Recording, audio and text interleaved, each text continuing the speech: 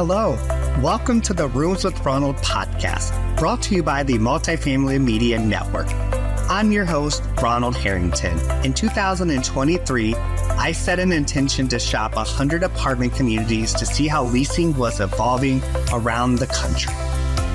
Rooms with Ronald was born out of that experience. In this series, I share my experiences and engage in meaningful conversations with other professionals in the industry as we discuss all things related to leasing and marketing. Join in as we expand the Rooms with Ronald experiment.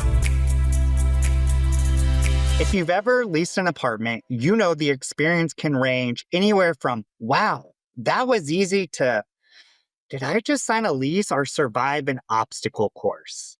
Today, we're pulling back the curtain on what the leasing journey should feel like. And who better to help us than a true pioneer in the customer experience movement?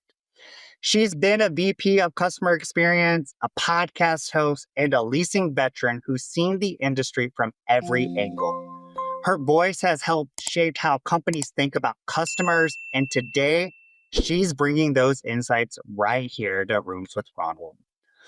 We're talking about the principles that stand the test of time, first impressions that matter, and subtle moments in the leasing that can carry very emotional weight than we ever realized. From automation to empathy, from leasing lingo to superpowers, we're covering it all. So buckle up, because this just isn't another leasing conversation. This is a masterclass in how to serve, connect, and deliver experience that sticks. Let's get into it. Welcome to Rooms with Ronald. I'm your host, Ronald Harrington, and today I am joined by, I would say, probably one of the first people in the industry to ever carry the customer experience title. I know her from way back in the day, back during my Ball State days, none other than Gabrielle Gonzalez. Gabrielle, thank you so much for joining me today. Ronald, thank you so much for having me. I'm really excited to be here, and it's so fun to see how far you've gone and all the great stuff that you're doing these days as well. So thanks for having me. I'm excited for our chat. I pinch myself every day, right? Like, who would have thought that in 2018, you and I sitting together at a table at the Ball State's property management program luncheon, just talking, that we would be podcast hosts, interviewing each other? Like, who would have thought that? Oh, I don't know. I always saw something special in you and thought that you had that spark. So to be perfectly honest, I'm not that surprised you're doing what you're doing. You are probably thinking about that time I did my whole face-to-face presentation as a Tinder profile and at 9 a.m. to everyone. I love it. I loved it. So let's just dive right in, okay? You have worn many hats, from Vice President of Customer Experience, now the podcast host of the CX Unplugged. You're a leasing veteran. What's one principle that kind of has followed you through it all? You're right to say that I've kind of done all of those things. And I think that one of the principles that's really driven me through all of those elements is recognizing that you're in a position to make somebody's day, right? So when from a leasing perspective, when people are coming into your clubhouse, for example, and you've got this very nice clubhouse, it's well decorated, it's beautifully done, the landscaping is nice, that can be really intimidating for people to walk into. And you have an opportunity as the person that's greeting them when they get there to make them feel at ease immediately. And then to make them feel even better about that decision that they've made. And I think that, regardless of where you are in that structure, the property management structure, you have an opportunity to really have a profound impact on somebody's day. Whether you're an executive driving policy, right? Or you're a trainer helping to train and inform the teams out in the field on the best ways to engage in whatever they're trying to do, or to engage with your customers. There's always an opportunity in our business to make a profound impact on people's day because what we're engaging with is such a personal and like intimate aspect of people's lives. It's their home, it's where they live. And I think that's something that's just really, I've really been inspired by that particular aspect of it all the way through my career. And I think that's really remains a game changing opportunity for people. Yeah, I think like I was working with someone recently and they like were like, can you please like kind of hit this home that we get in this mentality that these people live where we work, right? And so when they come into the office, it's very much like a bother. They're like, ugh, but they're like, we have to reframe it to that we work where these people live, right? So they come, Right. we're right That's here in right. this moment. So like when they come in, they need something. It could be said you're disrupting their day by working there, right? And that kind of thing. So like really making sure that that hits home.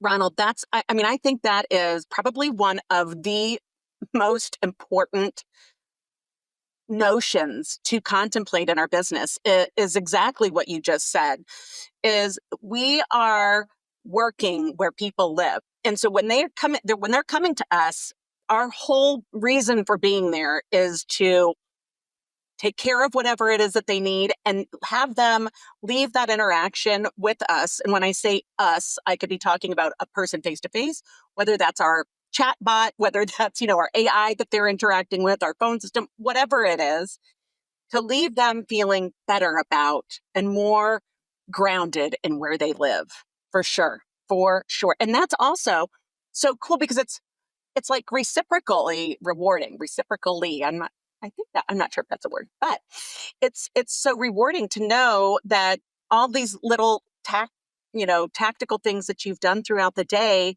have really been able to impact somebody's life in such a positive way that feels good at the end of the day, right? Yeah. That's like I think when you get in this industry and you start to deal with problems, right? Like I always say, like you get like someone who's brand new, like they're so excited to help people find their home, right? They're not jaded yet. They haven't dealt with, the conflict and all of that. And I always tell people, like, never lose that spark. At the end of the day, like it's not an easy job, right? You play many different positions when you're in a leasing position. So never lose that spark because you have to remember that feeling. And I remember every time someone comes in and interacts with me, I get them excited. I get to create something that they may have not had wherever else they went. Hmm. Well, and you know what? You're right. And when you say they may have not had, I'm going to tell you just based on my experience, and I'm interested to see how you feel about that because I saw that you recently shopped like 100 properties or something like that, but they haven't had it. I mean, I feel like you can say with pretty with assurances that people have not had that warm, friendly embrace, probably at least 7 times out of 10, let's say. I would So probably when you say do nine it, out of 10. Like, really, I would you mean, still? yeah, like it's been a very cookie cutter, like think like driving into suburbia America, every house is the same. Like it's literally every property is the same, every leasing interaction is the same, every chatbot is the same. And like there's been times where I'm over here thinking, uh, are my expectations too high? Like what is this journey and why are we doing it like this? There's so many different ways. That's really disappointing, but I think and it's disappointing. Think from the aspect that I think there's so many tools, technologies, and people, right? So many creative thoughts and so forth that are entering our industry that I think there's so much opportunity for us to really drive a more sophisticated approach. And so I hate to see us missing those opportunities, right? Yeah. So There's that's a couple interesting. things that I look at too, like before I even go in, before the tour even starts, that I can gauge how well the tour is going to be. So I'm curious to hear like what your thought is on this. So when you walk into a leasing office today, what's the first thing you notice and what does that tell you? Ooh. Okay, well, I'll tell you, I can come up with a bunch of those right off the bat. First thing, it's before I even get into the leasing office. I'm looking at the curb line of the parking spaces directly out front. Is there a bunch of like stuff collected in the curb line? So are the grounds properly picked up? Right. And I want it not to just be not pick. I want it to not be just not dirty, but I want it to be so pristine right there that it's clear to me that someone intentionally made darn sure that that area was perfection. Okay, that's what I want to see first and foremost. Second of all, I'm going to look on the door, the signage. Is the signage accurate? Is it fresh? Is it clean? Is it new? I'm going to look on the door itself. Are there windows on the door? If so, are they clean? Or are there fingerprints and smudges on the part of the door where the handle is? Has that been dealt with? Are the flowers blooming and blossoming, or are they kind of dead and dreary and dying? So I'm going to notice all that before I even get in. Once I get in, then the first thing that I do, Ronald, and I know that some of the people that have worked with me in the past hated this about me, but I just can't help it. When I go in, and I do this in Vegas, like in a casino or any hotel I go to, the first thing I do is I look up at all the light bulbs to see, are there any light bulbs out? And are all the light bulbs the same color? And I feel like that tells you a lot about the operation right from the get-go. So I do that. And then the other thing that I notice right away is the smell. How does it smell in the office? Does it smell like a professional, you know, environment? And it could be professional or like homey. But what I don't want it to smell like is like the onions from your sandwich, okay, that somebody brought in for lunch, or the salmon that somebody brought in from home and heated up in the microwave, and now it stinks up the whole entire clubhouse, like just some funky funk smell, right? Yeah. So those are the things I'm noticing. That then the people, like, how quickly did they come and greet me? And did they greet me with a smile and a sincere energy that comes off of them? Those are all the things that I'm noticing from, that very first bit.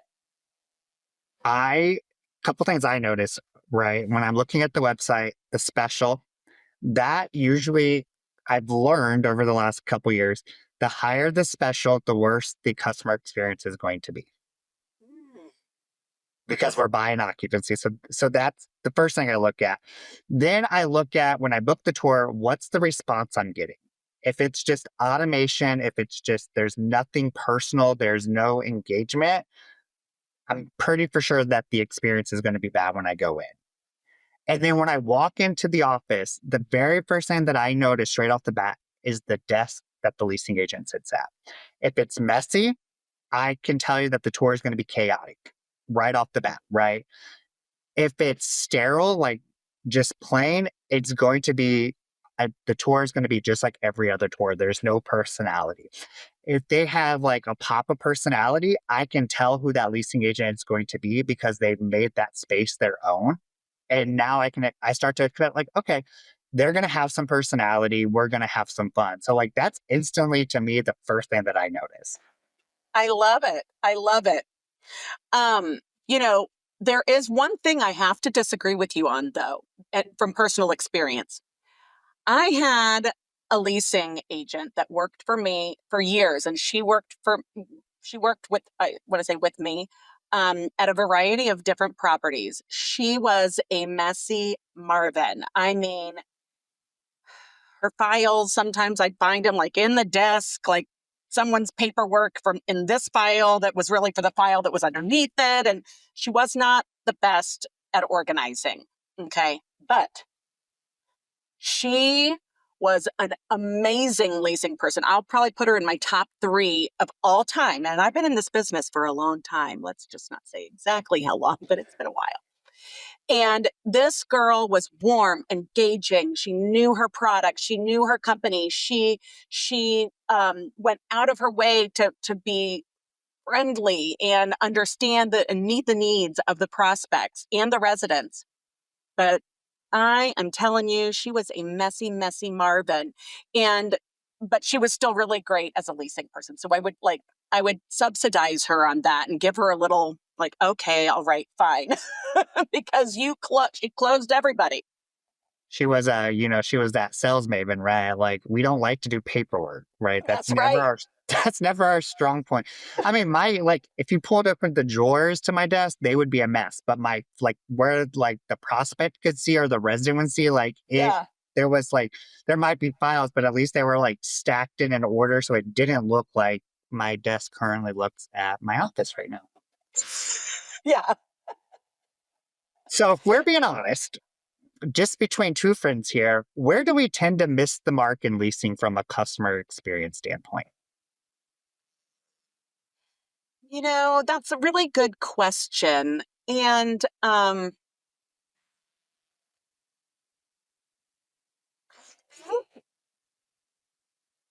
think a lot of it really um, has to do with a couple of things. The first thing that comes to mind for me, which I think is like age old, right? Which is the follow up. Um, Sometimes we don't, if we don't close in the moment, I I think that's a lot of leasing folks have trouble following up, and they feel like they don't want to bother somebody. They don't want to be too salesy, which I think is a great thought to have. Um, but we've got to follow up. And following up, I think that's been an issue, 20 years ago. It's still an issue today. And I think even some of the technology that we have in place today to help us follow up can come across as just that technology we have in place to follow up. So it's like just as bad as, following up and just saying, well, I was calling someone. I was just calling to follow up. Like you have to have some reason to follow up, provide some quantifiable, some tangible Mhm. added value. So I think follow up is one of those things. I mean, what would you think? What do you think? I think um, the age old philosophy of just connection, I feel like we've gotten to the point where we treat people like a number, and so we just come in and it's you know, what size apartment do you need? When's your move-in day? All the questions I've already answered on the chatbot to book the appointment, they're asking you again, and that's it. There's nothing else, right? So it then goes in, that makes that follow-up so much harder, where you can't even personalize in any way, shape, or form because you didn't even dig that deep. So I think that connection, and I feel like for me, that's something I've always been really good at is I can connect with anyone, right? Yeah. At the end of the tour, I'm gonna know your favorite wine, like what you do for fun, like all the things that I want you to forget about that you're actually touring an apartment. Like you're really just, having a conversation with your best friend. So I feel like that's probably what we're missing from the most. And I think we also are missing that because we have not put value into training people. We've set them down in front of a computer and just said, okay, go lease apartments based off the 20-minute sales training video you did and good luck. Yeah. Yeah. No, I think you bring up a really, really good point, and I think you're absolutely right. And finding out all those little details, like you just talked about, like what they like to do, what their favorite wine is. Those that's making that human connection, and that gives you stuff to follow up with them about. Right. For example, what is their favorite wine? So you could follow up with them and say something like, hey, I wanted to follow up with you. I had such a great time chatting with you. And, I remember we talked about this wine, and I just noticed at Total Wine, it's going on sale this week, so I just wanted to let you know. And also, let me know if you have any other questions, or we'd really love you to become a resident here. So let me, connect with me when it works out for you or whatever. Right. So, I mean, Yeah. you can use those are exactly the kind of things that you want to gain so that you can utilize those to make meaningful follow up. Yep. I think for me, that's probably the most underrated part of the leasing journey is that connection building. And I think it actually carries the most emotional weight, right? Like when I hear this all the time from a person, well, I don't want to come across salesy. I don't want to be pushy.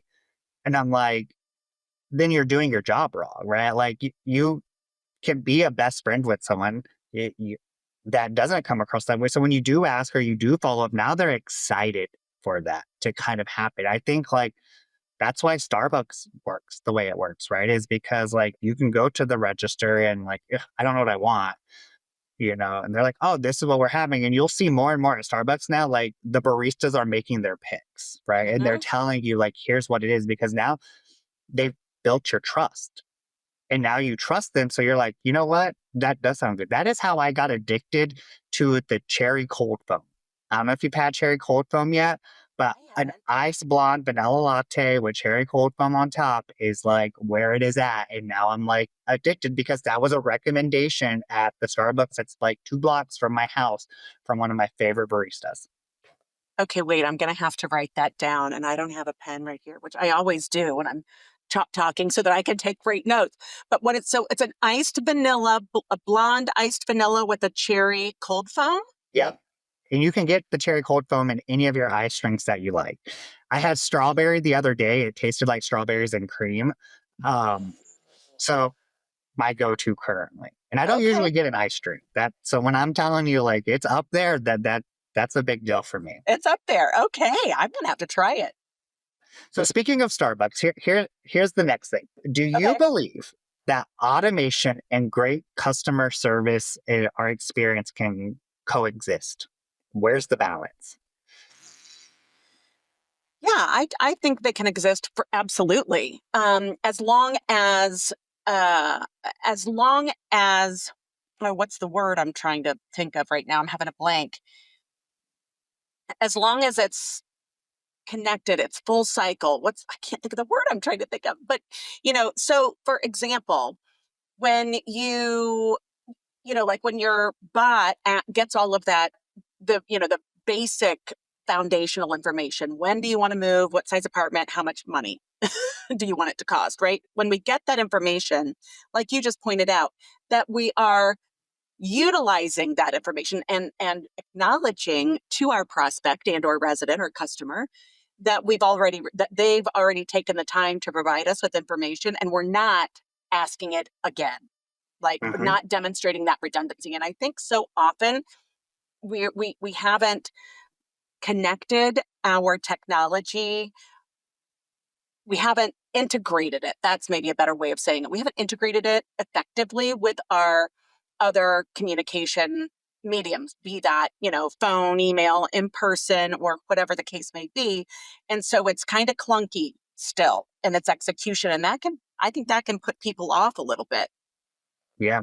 I think we haven't integrated it with our people.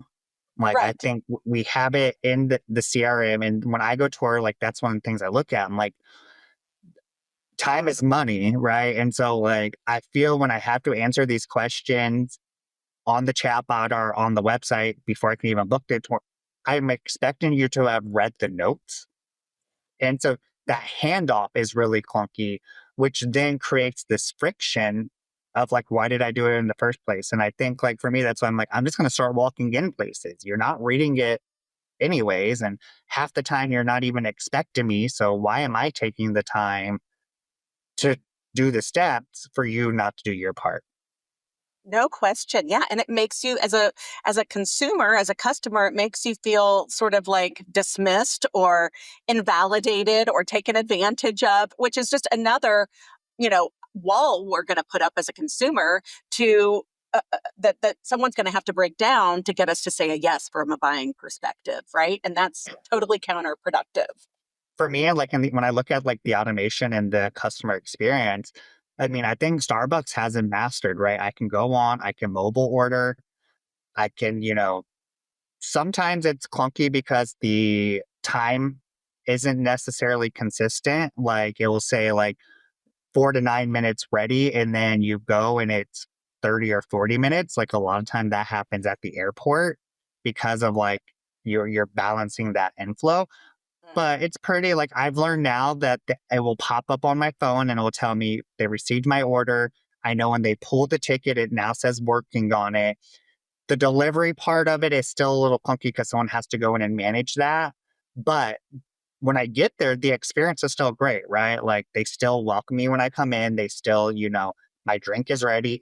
It's consistent. So I do believe that they can coexist. I do think like everything in multifamily, we're still about 3 to 5 years behind.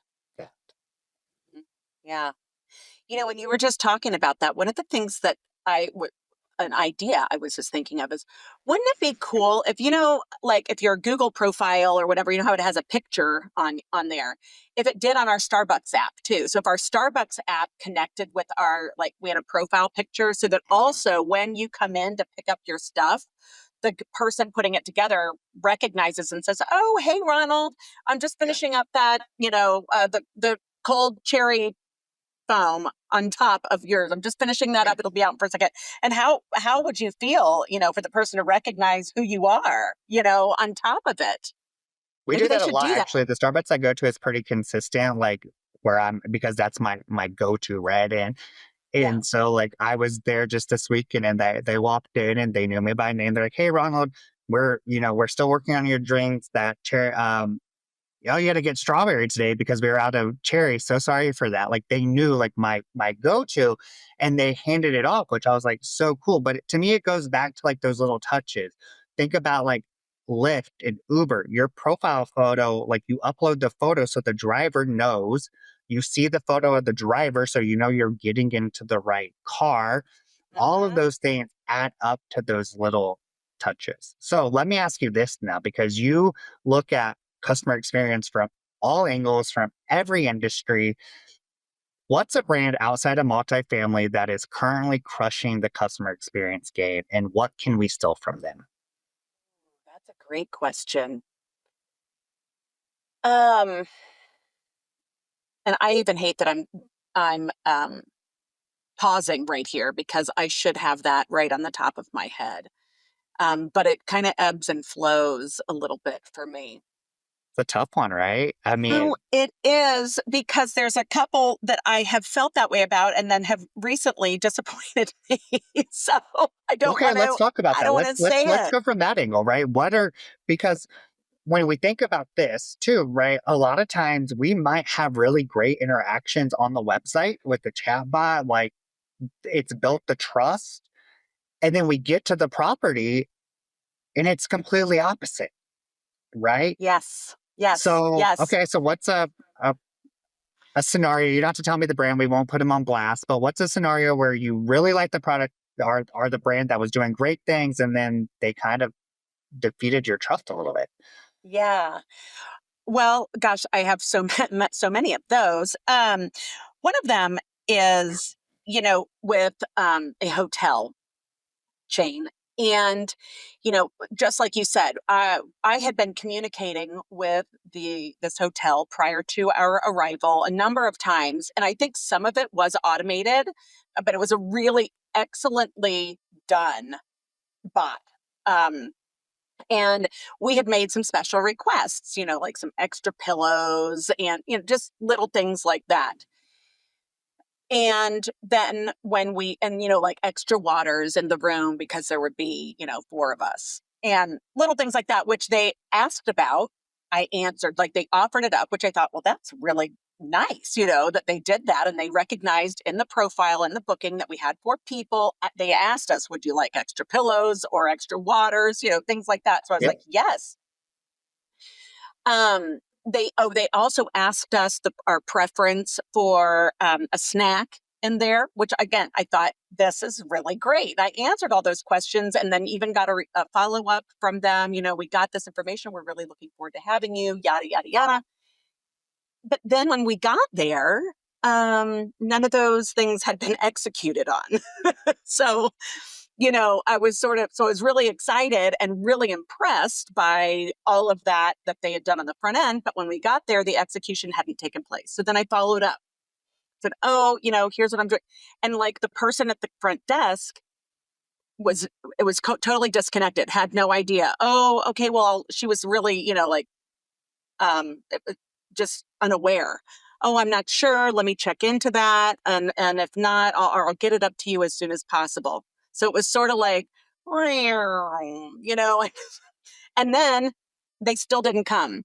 And when they brought, I had to follow up again. When they finally brought the extra pillows, they didn't bring the extra waters. And it was like, so at that point I was like, all right, well, just forget it, but it started off really, really good. And I was really pleased and really excited about, that that whole AI system that they put in place, but the execution fell totally flat. Yep. We can even like I would even say almost kind of take AI out of it for multifamily. You can have a really great leasing experience. And most of the time, it feels right. Once you sign the lease and you get keys, you no longer matter, right? Like they don't communicate, you have an issue, maintenance takes days. And I feel like residents kind of feel that, right? Well, I leased because of you, Gabrielle, but now like you don't even know me. You don't even care about me anymore. Yeah. It's interesting, Ronald. One of the things that I always used to train my teams on was presenting an example of, let's say you're in the office all by yourself. Two people walk in the door at the exact same time, right? And one of them is a prospect and one of them is a resident. Who do you help first?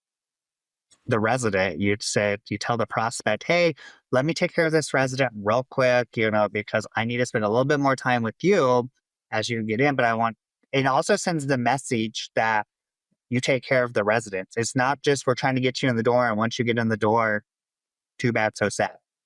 Absolutely. 100%. 100%. I think even though the person, maybe they had an appointment, right, at 10:30 and they're here right at 10:30, but so as a resident, and you have to prioritize, you always want to prioritize the resident first. And then you can apologize to the prospect and just let them know that, this person is a resident. And once you become a resident here, you will be the priority as well. Yeah. Or, I mean, and it Yeah, goes back to communication, right? I think the same thing that drives me crazy is when we do it, when it's two prospects, one has an appointment and one doesn't. And maybe my appointment's at 1 o'clock and this walk-in comes in at 12:58, right? So they're 2 minutes. So then they prioritize the walk-in over like the appointment. So it's like, again, why did I book that appointment? I usually tend to say, hey, wonderful. I would love to help you out. I do have an appointment coming in at 1. Let me call them and see if they're still going to come. Because if they're not absolutely. going to come, not a problem, right? Let me help you. Or I could do the old, pass them off to someone else in the office without it coming across rude. Mhm. No, absolutely. I 100% agree with that. But Ronald, I think that's one of the things that I think that is naturally confusing to people who are new in our industry. They may not, again, they may not know and that could be one of those things that really causes people a lot of stress. So I think it's very, very important that we make it really clear on the front end to those newer folks or just folks in our offices that, you know, the resident always takes priority. They've already signed their lease, they're paying us, they're the reason that we're here every month, and they need to feel prioritized, period. I mean, and not, Yeah. yeah, obviously not be rude to the other person ever, but always prioritize that resident. Yeah.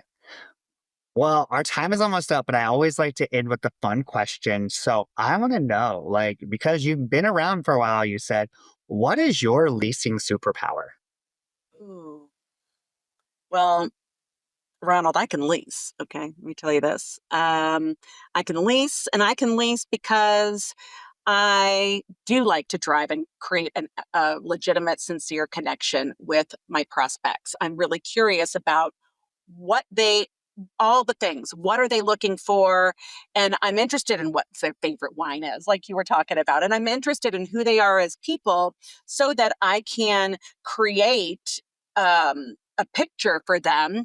And while I'm developing that relationship with them in that hour of time or whatever it is, create a picture where they can really see themselves enjoying themselves in this community. So my leasing superpower is just being able to create those connections and close on that sale.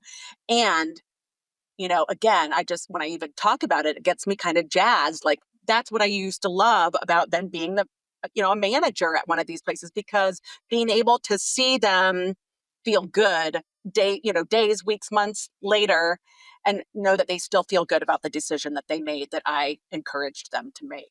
They love living there. Yes. See, I'm already sold. When are we leasing that apartment in Anna Maria Island? I know that's one of your favorite places to go. Yes, you're right. Yes. Yes. Let's do it. Well, where can people find you? I mean, I know you're all over the places, but like, where can we find you if people want to learn more about customer experience? Thanks for asking that, Ronald. Yeah, I am all over LinkedIn. It's just Gabrielle Gonzalez on LinkedIn. And then I also have a great fun Facebook page, which is Gabrielle Gonzalez and Associates. And I put up a bunch of really good and fun customer experience, anecdotal information, and also data and studies that come through. So I would love it if anyone would follow me in any of those locations and reach out to me if I can be of assistance from a customer experience perspective across business verticals. But my favorite is multifamily.